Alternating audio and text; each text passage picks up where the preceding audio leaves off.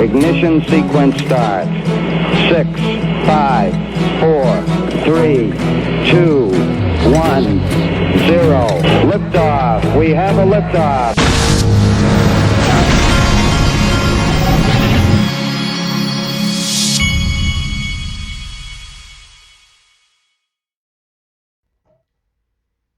Hey everybody, this is the Digital Asset Investor, and today I'm going to give you what I believe is kind of an overall bigger picture of how all the powers that be are really involved in what is about to happen for XRP, and how Ripple's involved, how some of the big players are involved, but specifically JP Morgan and Goldman Sachs. As I told you the other day, I showed my father when I did the video where I was showing this document here from the Everest Group. My father looked at this and he was very excited, but then I got on the phone with him and he said, but the thing that I don't understand, he said, none of this is going to happen. He said, this looks awesome. He said, but none of this is going to happen without JP Morgan and Goldman Sachs. He goes, I want you to put together a video that makes me understand. And he was talking also in reference to R3, okay, and we'll go over that. But with R3, he said I read on the R3 Wikipedia that Goldman Sachs and JP Morgan and Morgan Stanley and one or two others left the R3 consortium. He said, so I need to understand this. None of this is happening without JP Morgan and Goldman Sachs getting their piece of the pie. And he said, I want to see how they come into all of this. And so that's what I decided to do. I reached out to I Am Legion. Now, those of you that don't follow this guy, you have to, okay? The guy has done so much. He was putting out information that I'm covering now that I'm either missed or at the time it didn't all come together in my mind. A lot of the things have started to come together in my mind now after just seeing all these things and reading different things. So go give him a follow. He's at PAISAN 268-49860. But I reached out to him to send me some information that would help me put a video like this together. And he did. This guy must be the most organized person in the world. I wouldn't be surprised if he had a military background, because my father was in the military, and my father's one of the most organized people that I've ever met. And so this guy has his files. I mean, everything he's ever done, he can deliver it up in no time. Okay, now this is going to be a long video, but I think you're going to be glad you watched it. But I also wanted to give some credit to these guys. These are the guys with SPQR Media. They did two videos that you should go and watch on JP Morgan's ties to XRP as well as Goldman Sachs. Two separate videos. This is one of them, JP Morgan coin and how it connects to XRP. And their channel is SPQR Media. And go give them a subscribe and watch this video. And then here's the other. They did one on XRP connected to Goldman Sachs. And you can also go watch that at SPQR Media. Okay. Let me get rid of a couple of screens, and then we're going to get this thing going. All right. The first thing, this is the document that I showed, and this is kind of what my father was asking me, is how does all this happen without? He said, well, you got to show me where JP Morgan and Goldman Sachs are. He was kind of like, if you show me where they're involved in all this, then we've got something here. It all comes together in my mind. So it all starts with R3, the R3 consortium. Remember, this is on Wikipedia for R3. The R3 consortium started in September 15th of 2015. And by the way, I believe 2015 was the year that all the powers that be said all this. This is the year that I think they were working on this before this, but I think 2015 was the year that this really all was put in motion. 2015, you've got this R3 consortium, but it says down in here, it says November 2016, Goldman Sachs, Santander, Morgan Stanley each withdrew from the consortium, I believe, and then JP Morgan quit on April 2017, right? Okay, so let's look at that. So you got Goldman Sachs, and here's the article where Goldman Sachs and Santander bail out a blockchain consortium R3. All right. Now, The next thing is JP Morgan. JP Morgan Chase and Company leaves blockchain consortium R3. Now, this is what it was about. It says JP Morgan parted ways with R3 to pursue a very distinct technology path, which is at odds with the one chosen by global financial services industry represented by our 80-plus member, said Charlie Cooper. And basically what this came down to, the way I've read it, is that it came down to Goldman Sachs and probably JP Morgan wanted to control the R3 consortium more than they could. And I think they were all bringing money to the table to fund this R3 consortium. Okay. So I think that, like my father said, nothing's going to happen without JP Morgan and Goldman Sachs. So I think they decided they would go and do their own thing. Well, what this video is really about is how, you got R3 and then you got these other consortiums. You got all these different consortiums, but it all ties together and it's all going to work together ultimately because it has to work that way. Everybody's involved and we're talking about all of the money. Okay. Now, so at the bottom here, it says Goldman Sachs, Banco Santander, Morgan Stanley, National Australian Bank left the R3 group, So you got that. Then you've got this. This was an article on CoinDesk, and it says R3 blasts JP Morgan consortium exit as at odds with global banks. And so R3 was not happy when this happened. And this is the Charlie Cooper guy. He says JP Morgan parted R3, and that's what we talked about a minute ago. But then it goes on. In recent months, JP Morgan has pursued a more singular technology strategy. For example, CoinDesk reported in February that JP Morgan was one of the backers of the Enterprise Ethereum Alliance, an effort aimed at creating enterprise technology solutions based on the open source Ethereum blockchain. And we know that JP Morgan coin was built on the Ethereum, I think it was called Ethereum Quorum or something to that effect. But if you go down here, here it is. JP Morgan also invested in its own distributed ledger tech called Quorum. Technology has introduced via a meeting with the technology was introduced via a meeting with Hyperledger's technical steering committee. This is important to remember, that word. Okay.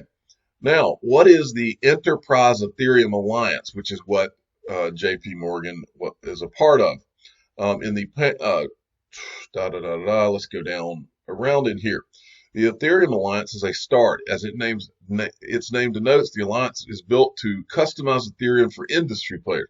It aims to define enterprise-grade software capable of handling the most complex, highly demanding applications at the speed of business. Its members are an eclectic mix and established organizations in their respective industries as well as startups. For example, JP Morgan Chase, Microsoft, British Petroleum.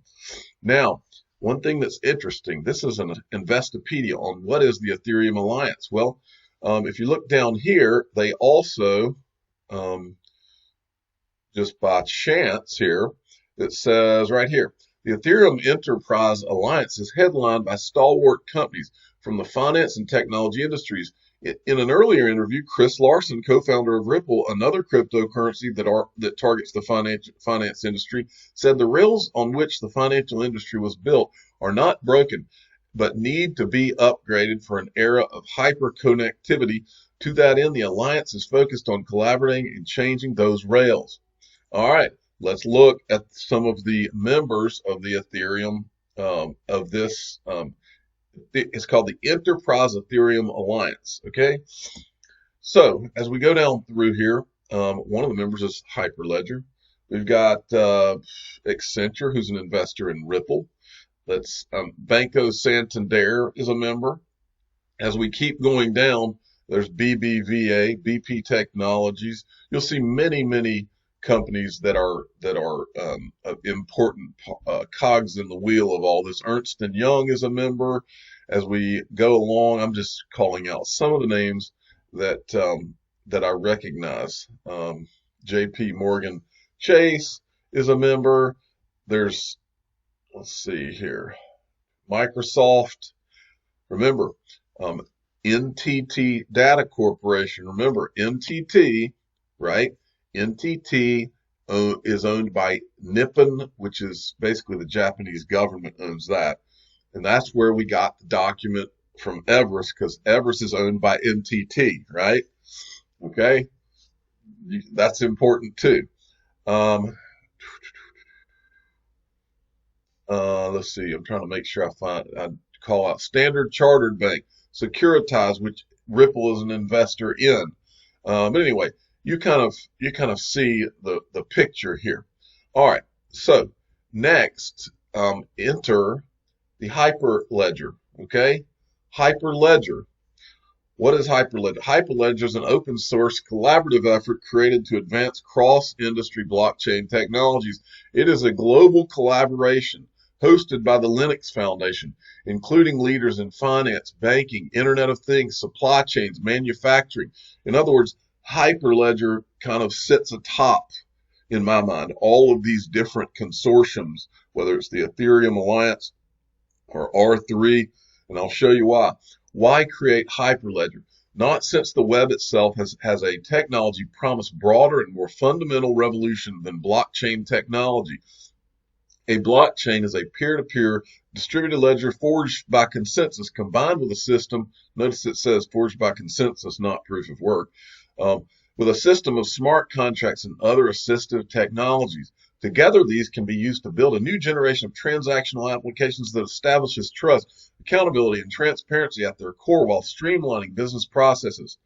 It says, think of it as an operating system for marketplace, data sharing networks. In other words, they're wanting to get all of these different, bring it all together. Hyperledger sits atop all of this. Okay, but let's give you a better look of what Hyperledger is. It's important to watch this video to let this come together in your mind. Welcome to the Hyperledger Greenhouse, an incubator for open source blockchain technologies for business, hosted by the Linux Foundation. So what does that mean exactly? Let's start here with you. You're a business, large or small, participating in a commercial ecosystem. Your business partners and peers want to do business with you, but in order to do that, you'll need a ledger. This ledger contains a record of your transactions, along with many, if not all, of the other transactions in the network. It is vitally important to know that your copy of the ledger is identical to everyone else's. So you'll need a distributed ledger. It's a new kind of network database that lets everyone in an ecosystem keep a copy of a common system of record. But how does everyone agree on which transactions succeed or fail? That's where Hyperledger software comes in. This plant is actually software that each business runs on systems it controls to broadcast out its transactions with other parties and receive, validate, and interact with messages delivered by others. With any network like this, a particular software standard is used to keep everyone in sync. But there are other ways to build these kinds of networks, using different consensus algorithms and different smart contract languages. There will be many different ledger networks out there. Ideally, they would all be able to interoperate due to certain common properties, much like how the Linux community uses various operating systems with a common kernel. At Hyperledger, we're growing many different kinds of ledger technologies.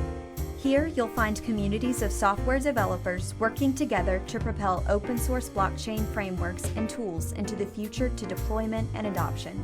Businesses with strict blockchain requirements trust Hyperledger because it's hosted by the Linux Foundation, and its projects are developed by an open source community. Developers can collaborate on a global level across company and industry lines to create innovative, modular open source components and platforms. It's this open source approach that allows for the kind of transparency, longevity, collaboration, community, and of course, security that blockchain needs to become more mainstream, which is what Hyperledger is all about. Hyperledger projects are meant to help you focus on developing your business solutions and feel confident that the legal, technical, and organizational infrastructure is in place, thanks to Hyperledger and the Linux Foundation. These are all open source projects and anyone is welcome to pick them up and use them, no fee or permission required. Of course, this only represents a fraction of what open source blockchain technologies can do, now and in the future. So it's time to ask yourself, who will you trust with your trust network? So they describe it as a greenhouse, in my mind, that greenhouse is what brings all of these powers that be into one place and connects them all.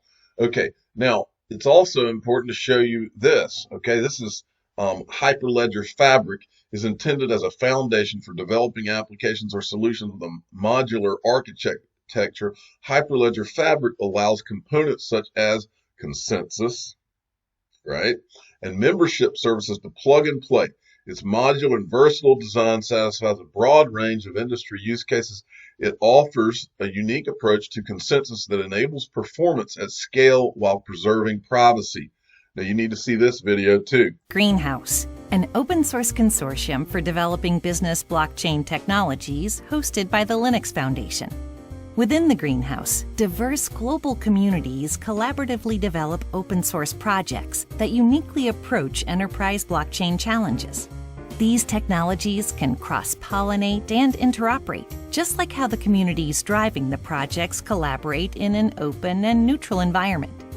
Hyperledger Fabric is an enterprise-grade permissioned distributed ledger platform in the Hyperledger Greenhouse that offers modularity and versatility for a broad set of industry use cases. The modular architecture for Fabric accommodates the diversity of enterprise use cases through plug-and-play components such as consensus, privacy, and membership services.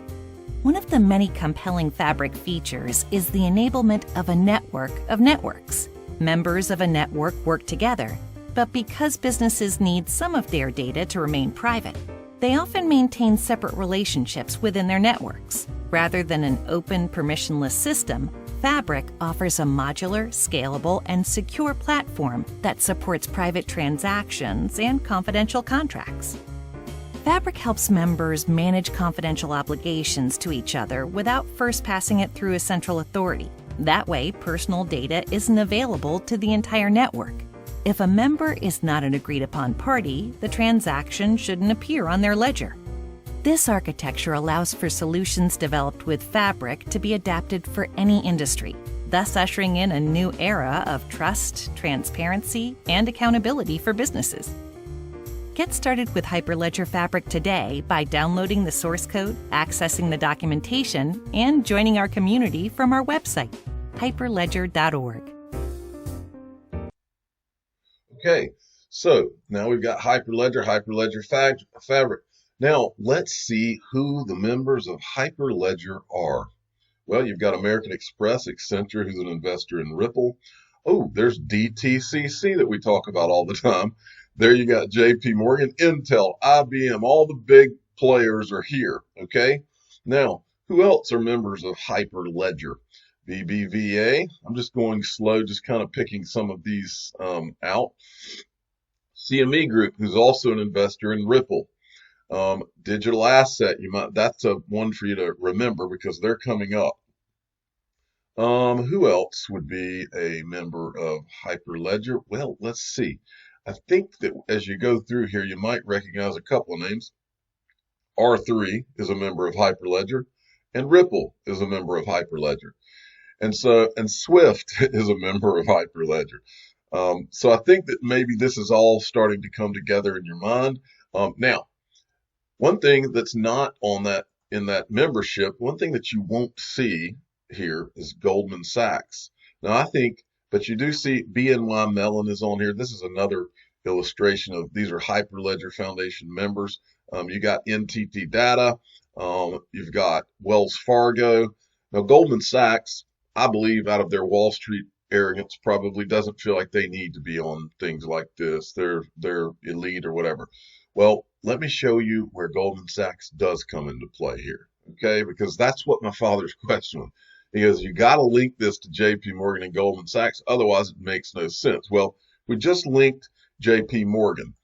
Let's link them some more, and then we're going to add Goldman Sachs into the batch. All right, this is from Jack the Rippler. JP Morgan is working with Hyperledger. This is a video that he put out. They will use XRP to solve a real problem. Watch this video. This is a JP Morgan person right here. Hi, my name's Amber Balday, and I'm the program lead for JP Morgan's Blockchain Center of Excellence. JP Morgan is a big supporter of open source software, and we were thrilled to see that a community was coming together around open source standard setting for blockchain and distributed ledger technology. So we were excited to get engaged early on, and we were one of the premier founding members of Hyperledger. So this year we helped lead the Hyperledger white paper working group, and we also announced our work on Quorum, a privacy-preserving version of Ethereum, via the Hyperledger Technical Steering Committee in September.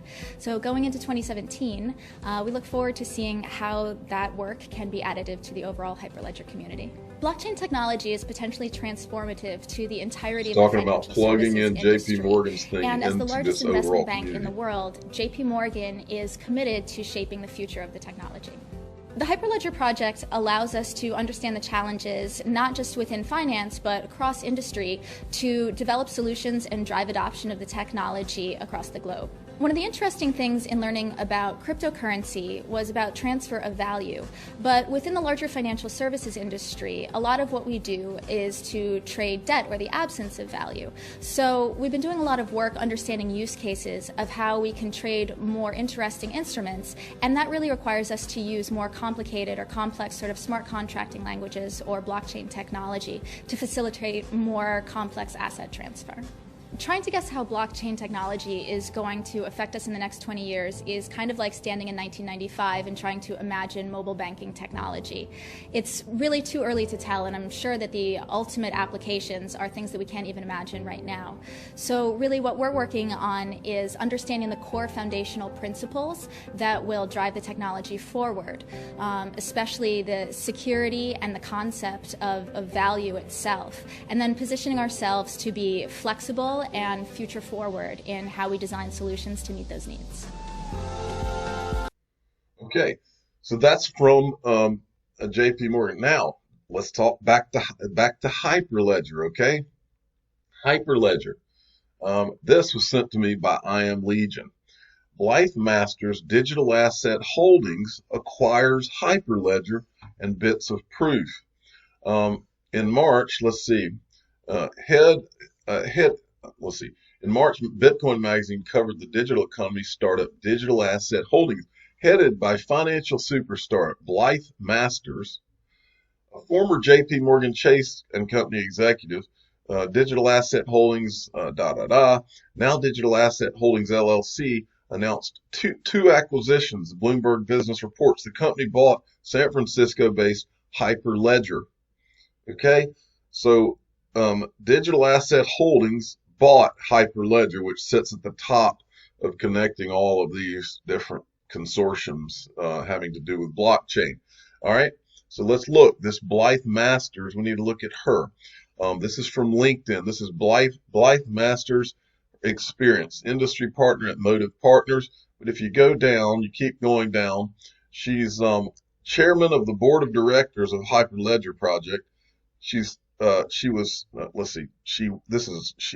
chairman of the board of directors of Hyperledger, but she was also the chief executive officer from 2015 to 18 at Digital Asset, and so she got that thing going. Now, she was at JP Morgan for 27 years. She was the head of global commodities, chief financial officer of the investment bank, head of global credit portfolio and credit policy. Anyway, 27 years at JP Morgan. And then she leaves there. She goes to Santander for a while. Then she goes and starts this digital asset. Okay. And these guys end up buying Hyperledger. All right. So this is digital asset. All right. And digital asset is basically, like I just said, they own Hyperledger. So let's go and look at digital assets. So now you got Hyperledger, right? You got Hyperledger sitting, they're going to connect everything in this greenhouse, right? Well, my father asked me, okay, we've talked about JP Morgan enough, but my father also said Goldman Sachs has to be somewhere in the mix for all this to happen. Well, official father of the digital asset in investor channel, I present to you Goldman Sachs, who is an owner in digital assets. And JP Morgan owns some, CME Group that owns part of Ripple owns some, and you also, Dad asked me about Citi because they're huge too. Citi owns some of it. DTCC owns some of it. Broadridge, BNB Paribas, ASX, Accenture, who owns part of Ripple. PNC Bank, who was the first bank that went live using RippleNet, I believe. Santander, who also is on RippleNet. Are you seeing this, Dad? All right. Okay. And then this brings us back to here. Okay. Now, I hope that showing you how all that interconnects, that you can see. Now you can see where JP Morgan and these guys at JP Morgan, if you look down here, they've got a whole section in this document about the Hyperledger Foundation. Okay. So JP Morgan and Goldman Sachs they're really one of the ones in control of this whole thing. So let me make sure I show you the right thing here. So I want to go back up to this. This is the timeline. Remember, I've told you, remember, Ripple came out and they said 2020 is the year of the digital asset. And I've said often on here, how would they know that? How could they say that with such confidence? Why would they put something like that out there? It wouldn't be because they think that, oh, this is the year that speculation and this is the year that coin market cap goes crazy because speculators are going to pour in. They couldn't say it over that. And we've told you on here, as Glenn Hutchins said, and I'm going to show you again, he said the prices of all these cryptocurrencies is a distraction. The reason it's a distraction is because it's not about the speculators. This is about a much bigger thing. This is about the overall. This is about what JP Morgan and Goldman Sachs are involved in. This is about all the money and all the money flowing through distributed ledger technology. And XRP is right in the middle of it. And here's why. Ripple this is 2017 to 2020. On this timeline is very specific. By 2020, Ripple becomes the standard for international money transfers between banks. ILP becomes the standard protocol for connecting banks' cash ledgers as a part of Ripple's software. Remember, Glenn Hutchins said the prices are a distraction. The protocol, the Ripple protocol, it's the interledger protocol. That's what's important. So let's talk about the protocol. And this is what I think happens in 2020. This is what I think that Ripple was talking about when they said this is the year of the digital asset, because I believe they knew this is going to happen. The World Wide Web Consortium, the W3C, is the main international standards organization for the World Wide Web, founded in 1994 and currently led by Tim Berners-Lee. The consortium is made up of member organizations which maintain full-time staff working together in the development of standards for the World Wide Web. The W3C has 443 members. The consortium also engages in education outreach. So these guys are what put the stamp of this is the protocol for the world. Okay. Now, this is for Curtis from Love for Crypto. He tweeted this. This is back in 2019. These guys were all over this. Haha, Bitcoin maxis just had their arses slapped with the W3C. Epic, Interledger, and XRP is all the W3C care about at this moment. Interoperability, and you don't get that on a failed proof of work concept that has already become centralized. How the tables have turned. This is from W3C. We are not currently working on Lightning Bitcoin and web payments at W3C, despite recent reports. Organizations should join W3C to help shape our agenda. Well, then there's remember, I said back in 2015 is when it seems that everybody began to get on the same page. This Ripple was talking about the W3C's mission to standardize web payments way back then. And right here, earlier this year, Ripple joined the W3C Web Payments Interest Group and established the Internet of Value Task Force, which met in New York, where all the powerful people are, this past June. Last week, the W3C launched the Web Payments Working Group with the goal of establishing standardized APIs that would allow streamlined payments through the browser. All right, so then here's the membership. This is on W3C's website, okay? So if you look under R, you will see that, yes, Ripple is a member of W3C. And then this is from their website as well, w3.org. And you can see free, and let me give some credit here. This is from XRP researcher at XRP News _ W3C plus ILP equals the future of web payments.